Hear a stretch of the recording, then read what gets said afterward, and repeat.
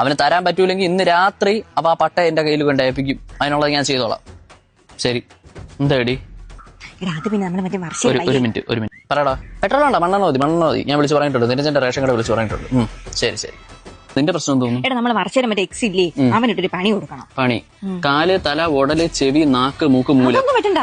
കൈ മാത്രം വെട്ടിയാൽ മതി. ഇനി ഒരു പെണ്ണുങ്ങൾക്ക് മെസ്സേജ് അയക്കാൻ പാടില്ല. ശരി, നാളെ രാത്രി 7:45 അവന്റെ. നാളെ പറ്റില്ല, ഇന്ന് വെട്ടണം. ഇന്ന് വൈകിട്ട്.